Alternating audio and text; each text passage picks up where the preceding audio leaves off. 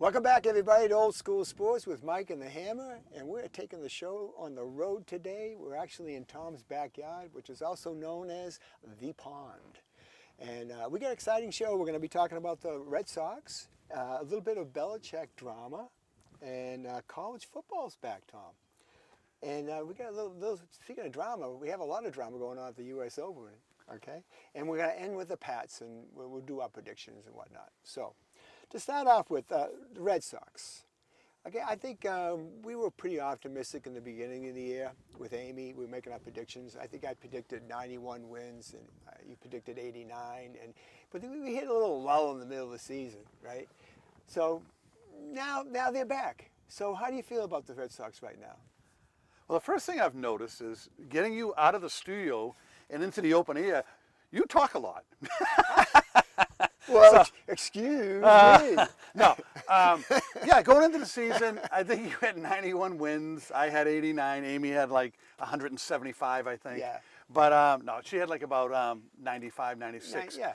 So we were optimistic to start the season, and then they started off with an easy schedule, and we're subpar, and they've been just dragging their way through the season. But Sure. if you look at it now, I mean, you predicted 91, I had 89. Yeah. They're gonna end up somewhere in there. I think so, and I need 14 wins of the remaining 23 to make that happen, and you need 12 and 13. You need 12, right? So there's 23 games left. They end with Toronto. The last 6 games they end with Toronto at Toronto, 3 there, and they're 3 at home against Detroit, which I like. And you pointed that out to me in the pregame that Detroit. They're probably not going to play any of their players because they'll probably have it wrapped up. Right. I mean, that series, if you can beat Toronto, and Toronto's scuffling a little right now. They blew last night's game. We're taping this on Tuesday. Scuffling. Last night, they scored 3 in the 9th and gave up 3 in the bottom of the 9th. Good. So they're like taking on fumes. It's a good thing we're not doing the show in Toronto. I'd be all over them. You would. But, I mean, the Yankees have been hot now. So the Red Sox and Yankees are both 2.5 out. Yeah. And, you know, I could be positive and say, hey, they're right there for the division. And they get Toronto, like I said, in the last weekend, second to the last weekend of the season, or the last week, I'm sorry. And then Detroit's probably going to rest everybody because they have a 9-game lead in their division. So they could still steal first place. But I'm thinking, I'm looking at the negative side of it. You just lost 2 out of 3 to one of the worst teams in baseball, Pittsburgh, at home. You could be a half a game out if you swept the series like you should have. Yeah, but Tom, that's a small window. I mean, they had just come off winning 7 out of 8 on the road. I mean, these things happen, you know. And actually, Pittsburgh coming in was playing. They had won like 7 out of 9 games or something. So they're playing better this time of year. Yeah. So What a game Friday night, though. Did you see any of that? I did. Paul Skeens against, Peyton Tolley. Peyton Tolley, oh my God. Boy, he pitched great. Yeah. The big question was who weighed more.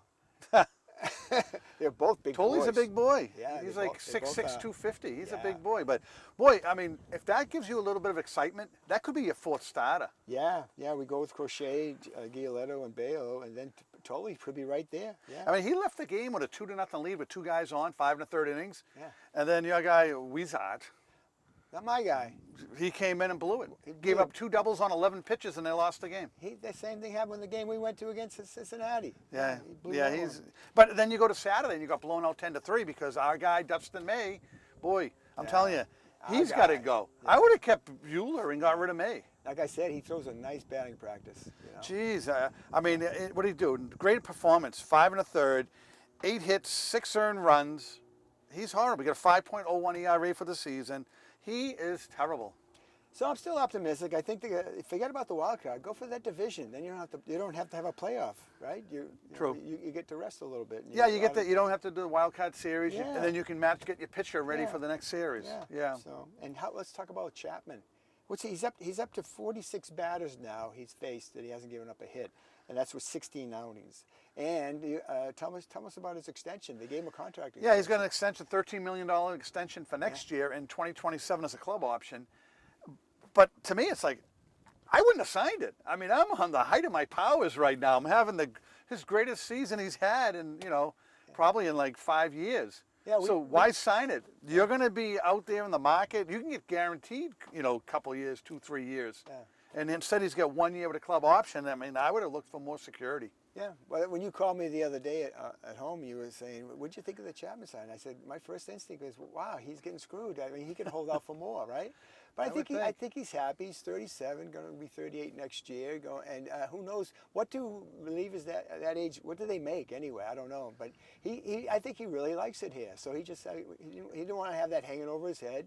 But I think they got him on the cheap again. I don't know who's drinking the Kool-Aid, or what they're serving these guys, making these sign these contracts. Yeah. But I mean, the Red Sox have been lucking out a lot lately with different deals they've had players sign. So, Yeah. I mean, you got to give Breslow credit for that. Yeah. He's holding their feet to the fire, and Yeah. he's giving them a Yeah. pen, and they're signing. Yeah. So the roster expanded yesterday, I believe, to 28 players, and they were supposed to be able to bring up one position player and one pitcher. I don't know. Maybe Christian Campbell get a little more depth in the infield. Yeah. That might be a good. And then pitching, they might be bringing someone up to. They have a Kyle. TBA on Wednesday. They got Kyle Harrison, the one they got for the Devers trade. They said they might bring him up. Yeah. So. Well, I mean, at first we're like, you got nothing for Devers, but San Francisco didn't get anything for Devers either. Yeah. So know? let's wrap it up by saying I went to my neighborhood block party the other day, and I met one of my new neighbors. And the first thing he said to me, I watch your show. He goes, the only problem I have is, he says, what's up with the A's hat? Well, first of all, your neighbor's got good taste. What's his name? Rob Rob. All All from right. Hanover. All right, I'll give him a quick little thing on the A's, all right? Go ahead. So, 8 years old, little kid. That was me, 1972. I already gave him it. Oh, So you go did? ahead, do it again. A quick one. 72, 73, and 74. I started watching baseball as a young kid. A's were in the World Series, won all 3 World Series. I just remember my uncles and father and everybody on a Saturday, Sunday afternoon when baseball used to be during the day, watching the World Series. They always rooted for the A's. Yeah. 1975 comes. I'm rooting for the A's. They're all rooting for the Red Sox. Red Sox were playing the A's, and the Red Sox beat them and went to the World Series and lost. I bet you can name the lineups, right? I could go, yeah. Joe Rudy and Campaneris and Bando. And, I could and name Jackson you, all them. Herb Washington, who nobody knows, who was Number an 18. Olympic athlete who was a pinch runner. I remember. So Herb that's how Washington. deep I can go into the weeds if you wanted to. Actually, I was. Were you 8 years old? In initially? 72, I was 8. Yeah. So I was 18. So I really remember him. Yeah. So, all right, well, let's jump into NCAA. The biggest college game of the year was last night. Yes. Did you watch it? I watched the first half, and then I was like, I shut it off. It was embarrassing. They started off like gangbusters, and if you look at the announcers they were talking about, they said, when North Carolina scored the touchdown, and before they went to a break, or when they came back from a break, they were saying, here we have the greatest NFL coach in history. Is he going to be the greatest college coach? And that changed real quick. Well, he was for the first 5 minutes. North Carolina took the opening kickoff, went right down the field, and went up 7-0. Yeah.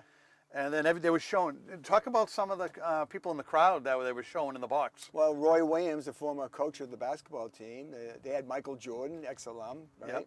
And they had Lawrence Taylor, and Jordan. I think we saw Mia Hamm, don't forget about her. Oh, Mia Hamm. Okay. And then they showed Jordan once. Jordan. And I didn't watch the second half, but I was listening to the radio EI on the way over here, and those guys said they watched the whole thing, and they said she was never to be shown again. Yeah, I mean, really, if you think about it, why? Right. But the thing was, it's before the game, Belichick said, geez, I hope this goes better when he was being interviewed than his first game in the NFL, when he goes, Jimmy Johnson gave me a beating. Right. But I looked that one up. So Dallas beat Cleveland 26-14. That's really not bad. Last night's 48-14 beaten. My gosh. Yeah. And then you can't complain to the defensive coordinator because it's your son. Yeah. So I guess they were making jokes about when it was 41-7. That was the age difference between him and Jordan, but actually it's bigger than that. I think he's 40, that's only 34. He's 49 years older, right? Yeah. So. Well, if the game went longer, it would have been the 49-point spread probably. But they got a cupcake schedule coming up. I mean, they started off with TCU, and TCU went 9-4 last year. They're a legit team. Yeah. I just feel bad for this guy. What has happened to him? He forces Brady out of the Patriots. Then he has, 1 year with Mac Jones, they made the playoffs. His other 3 years, they were terrible. He can't draft. You know what I mean? Right. And then even like this is drafting. They said they had 70 new players. Yeah. And there was 30 freshmen and 40 transfers. Yeah. And if he's grabbing players and judging talent like they did with the Patriots, his team's going to stink. Well, that's what the announcers were saying. The initial announcement was that, is he going to be the greatest college football coach of all time? And then that segued into, well, he's got 70 new players. It takes time. It takes 3 or 4 years, and they were just backpedaling like Michael Jackson. Yeah, yeah. So what he should have done is, when Brady left, he should have left. Then he'd still be considered the greatest coach of all time. Now you're kind of seeing it. This is the Cleveland Brown coach that stunk. That came here, stunk his first year, was ready to get fired, and then Bledsoe got hurt, and Tom Brady, with the Messiah, won everything for him. The Messiah. He did nothing without Brady. The ninja. Yeah. So the big question is, does he get a second year? Oh, he can stay there as long as he wants. Well, Why would he want to, Does though? he want it? Well, that's it. That's on both sides of it. Does he Yeah. get a second year on his side or on their side? Does he come back for a second year? And what's he trying to do? Because North Carolina's never going to be a powerhouse. I don't care. A lot of these kids, they don't know who Bill Belichick is because the Patriots, they're like 10, 11-year-old kids when the Patriots were at the height of their powers. The parents do. The parents do, but still, I don't know. I think it's a disaster myself. And I think that he should marry Jordan and go and move to Nantucket permanently and get done with it, right? But speaking of Jordan, did you see the new patents that she applied for? Yeah. Chapel Bill, the Bellastrator, Do Your Job, No Days Off, Bella Cash, and my favorite is the big one, Gold Digger. They're going to have their own line of like jewelry and stuff called Gold Digger. Right. To me, she must have a sense of humor because everybody's calling her the Gold Digger, and for her to name or to patent that, I think it's kind of funny. So maybe she can laugh at herself. So maybe she's not as bad as we think she is. It's still big news because my son-in-law, the sports writer, he was assigned to cover that very subject. And I said, "You going to interview her?" He says, "No, she doesn't allow interviews. I just got to write about her, about the Gold Digger patent, along with everything else." So yeah, there she is. Yeah. So the only thing I want to talk another college thing is Matt Patricia. Yeah. He's been because he's always been kind of like the butt of a joke. Yeah, kind of a whipping boy. Yeah, but look what he did. He's the Ohio State defensive coordinator, and he beat the #1 team in the country, Texas, 14-7. He did. And he made another Manning look pretty bad in that game, like they used to make, Yeah, this one's Peyton Manning This look. one's name's Archie. Yeah.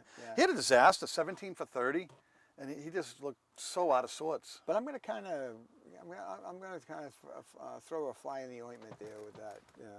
So first downs, Texas 16, Ohio State 11. Total yards, right? Texas 336, Ohio State 203. Rushing 166 to 77, passing 170 to 126. Where they lost it was they had 6 penalties. Texas, two for Ohio State. So that's what happened. They still ran the ball. They still passed the ball. They still got a lot of yards. They just didn't put in the end zone. But so Well, that's the quarterback. Let's not. That's a good defensive coordinator. Let's not put him in the hall yet.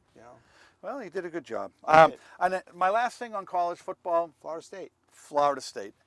Why in the world are we running on the field? It's not Appalachian State beating Alabama. It's freaking Florida State. They got a good tradition there. So, yeah, they were a 13-point underdog. They win the game, and they storm the field. But I think the best thing is they put these fines in now so you can't have your fans run on the field. Florida State got fined $50,000 for having all those lunatics running on the field. They probably thought it was money well spent. Yeah. Do you know Florida State was? I know traditionally Bobby Bowden and all the championships they had and everything, but they were 2-10 last year. 2-10. Yeah. So I don't blame them. And they were 13.5-point dogs. Right.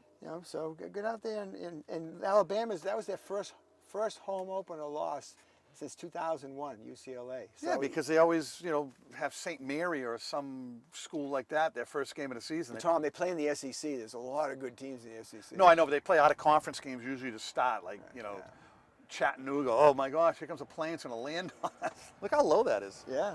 Oh, I forgot. I digress, sorry. We're live, Tom. I know, I forgot. All right. All right, that's enough for the college. All right. Right? Let's jump to the U.S. Open here because, what a fiasco. People aren't talking about the tennis. They're talking about the crime of the century. Crime of the century, yeah. Yeah. So you saw what happened, right? Yeah. This guy, this Polish tennis player, Kamil Malachek.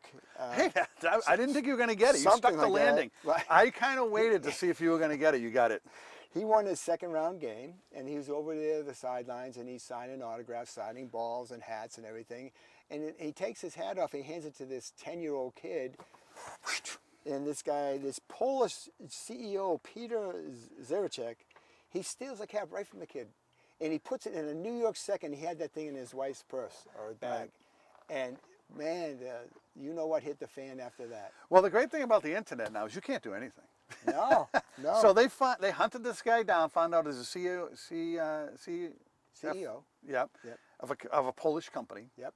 And they've been trashing his company. The stock is crashing. Yeah. All the reviews are 1 star now, and Yeah. yeah.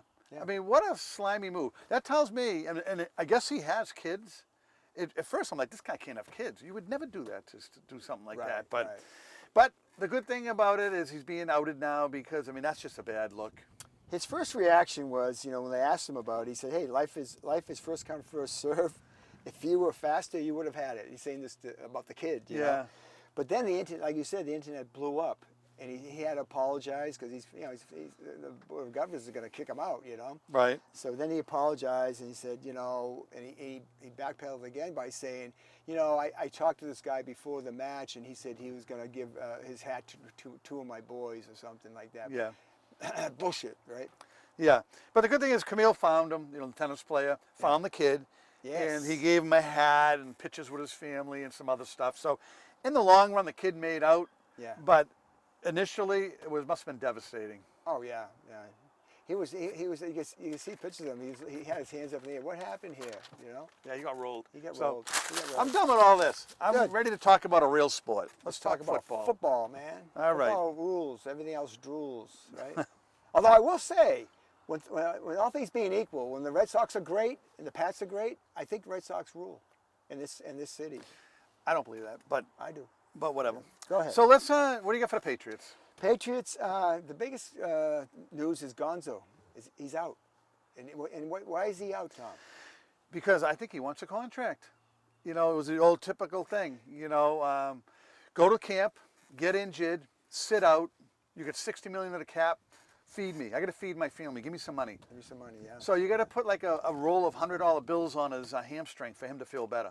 And that's what it is. You just said it. It's a hamstring. You know when he got the hamstring injury? July 28th, like 5 weeks ago. Yeah. It's just a hammy, right?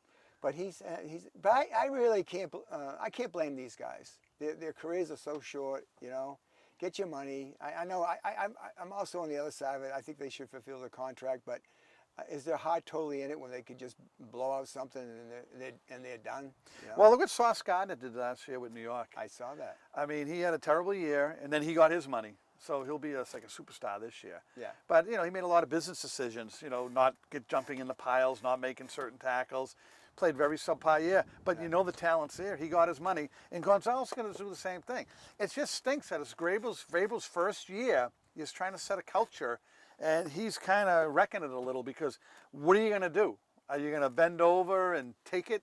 Can you say that? You can say You're that. gonna, kind of get screwed by the player, Yeah. and then they get what they want, and then they'll decide to play. Right. So that's my only question he's in a you tough were hoping position. everybody was going to be on pay. Hey, let's win some games. We've won 8 games in 2 years.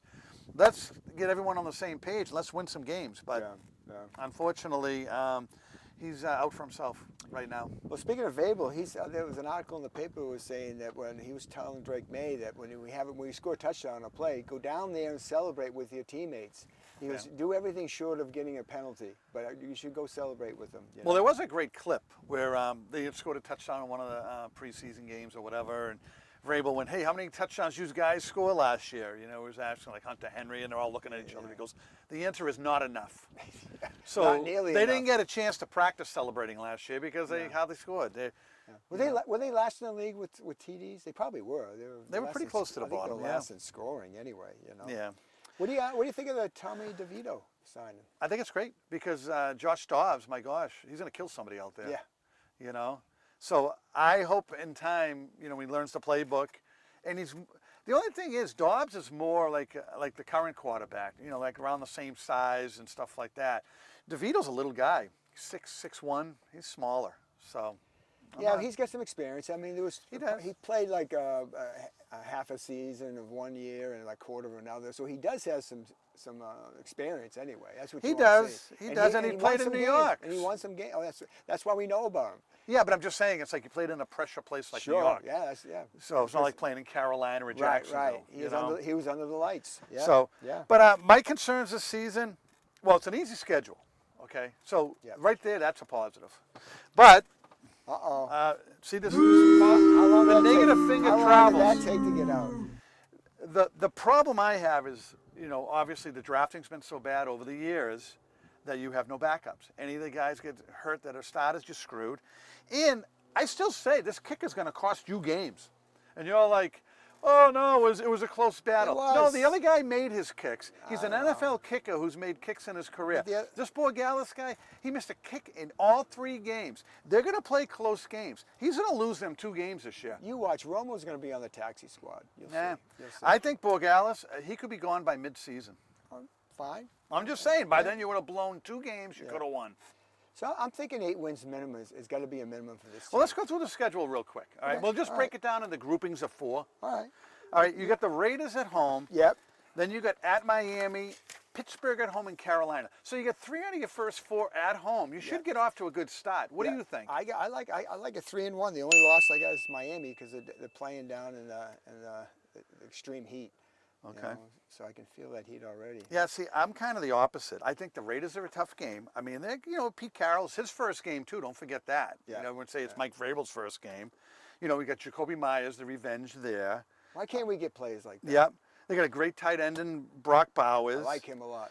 Crosby on defense is an animal. Bad man. And then a competent quarterback, Geno Smith. He beat you last year. He can beat you again. And they got the rookie, everyone wanted, Gentry, the running back. Yeah, he's good. And then, like Mike made a good point, though. He goes, Josh McDaniels, your offensive coordinator, has a lot of. He's really upset with the Raiders the way they got rid of him. Revenge game. So he got, what was it, Halloween, and he was out trick or treating with his kids. Mike said. Yeah. So How low can you there's a get? lot of, and then Spillane used to play for the Raiders. Oh, I don't know if yeah. he has any bad blood there, but there's a lot of guys who are on both teams and Yeah, stuff. yeah. But I think the Raiders are going to come in here and win, probably on a missed field goal by Borgalis. Ah. I don't think they can win in Miami because even Tom Brady couldn't do that. No. Pittsburgh, I mean, Aaron Rodgers coming into Pittsburgh with a great defense. I think Pittsburgh beats you, and then Carolina's up and coming. So I think the Patriots start 0-3, and then they beat Carolina. I'm not afraid of Pittsburgh. I'm definitely not afraid of Carolina. But Pittsburgh, what, because of Aaron Rodgers, you mean? Well, won't- they got a complete team. They got some good receivers. They won't be able to get him out of the blue tent. He'll be in there meditating all day. Okay. So, all right. So the next 4, we got at Buffalo, which is a primetime game. Yep. We can probably throw that one away. Yeah, that's a big At the loss. Saints, I mean, hopefully they go down, Saints suck. Saturday and not Friday because that bourbon streak can cause some problems. Sure. When you're, in your 20s. Oh, yeah. When you're in 40s, 50s, 60s, too. Yeah, true. And then at Tennessee's the Mike Vrabel revenge game. I like him in that game. Yeah. And then Cleveland at home, they'll probably win 6-3. So what do you got? How many? I got them winning 3 out of those 4 games. The only game losing is Buffalo. So I see a 3-game winning streak at the Saints, at Tennessee, and Cleveland. I got the same thing. Losing to Buffalo and winning the rest. All right, so I'm at 4-4. You're at 6-2. 6-2. Oh my gosh! I hope you're right. Why not? All right, first game back. After that, the next 4 is Atlanta at home. Yep. And let's just break that down. I think they're going to lose that one because Atlanta's got a solid offense, and their defense is a little shaky, but they're going to score points on you. I don't know if you can keep up with them. I got them losing that game. All right, at Tampa, forget it. Tampa's they're a very good team. They're good offense, good defense. And it's another 1 o'clock game in South Florida. Yep. So screw that. The Jets, the 3rd game in that 4-game grouping. The Jets stink. So there's a win. There's a win, The only yeah. thing you can depend on is Yeah. what is it? Is it taxes? What are the 3 things? Death taxes. Death taxes death and the tax- Jets suck. Death taxes, weeds, and the Jets suck. Yep, they weeds. All right. And the last one is you get the Cincinnati Bengals, and they're going to be hunting for beer. You costed the Bengals the playoffs last year by beating them the first game of the year. So it's back at Cincinnati. They're going to kill you. Yeah. So what do you got? 3 out of 4 losses? Yeah. So now I'm at 5-7. You have 3 out of 4 losses Yes, too. I do. You're at 7-5. Right. So the next grouping, I have 5 games. Yep. The Giants, they stink. I They- mean, they- even though they- they killed you in preseason, It's gonna be didn't prime matter. time, so that might throw a little monkey wrench Yeah. in it. But Buffalo at home, I don't think you're ready. I got him beating Buffalo. See, I'm thinking it's right now you're making you push for the playoffs because you're that far into the season and Buffalo's going to need it for playoff positioning, so they're not going to sleep on you. Yeah, but Buffalo's their division opponent. They play them well. It's just like the old days when the Patriots played Miami. Even though Patriots were winning all those years, Miami would usually they'd go 1-1 with them. Yeah. Sometimes with Buffalo. All right, well, good. So, at Baltimore, no. That's a loss. That's a loss. That'd be a tough one. Yeah. Another thing, Baltimore's in playoff mode. How are you going to stop Lamar? How are you going to stop Henry? Zay Flowers. I mean, they're loaded. That's a win. And they're at home. There'll probably be a blackout game, and they're tough. They're tough at home. That defense. Yeah. So I don't see them winning that game. Yeah. Jets. The next game at the Jets, this should be a win. Right. Yeah. Yeah. And then the last game is the opposite of when you played Miami in the heat. Now you're playing January 4th. Miami here in the I cold. think it might be a little cold. They can't win a game under 32 degrees. Right. So there's a win. So I got them going 3-2 of the last 5 games of the year, finishing 8-9, missing the playoffs. So I got them going 4-1. 11-6. 11-6. Why not, right? Yep. I'm going to give you a couple of examples. There's several, but I'm going to give you the most recent ones. In 2024, the Commanders, after losing 4 games the previous year, with Dan Quinn as coach, they won 12. So they went from 4 wins to 12. The Texans, with DeMarco, how do you say that name? D'Amico? We talked about that. D'Amico Ryans. He won 3 games the previous year. See, you get the Polish guy's name right, but you can't get D'Amico Ryans right. D'Amico, okay. It's how I wrote it. So they won 3, and then the next year he won 10. So it can happen. It can happen. But Washington had Jaden Daniels, and Houston had J.D. They had McLaurin. They had a decent defense. You got to have the players. But I guess the only thing, I was with you up to 10 wins 3 weeks ago.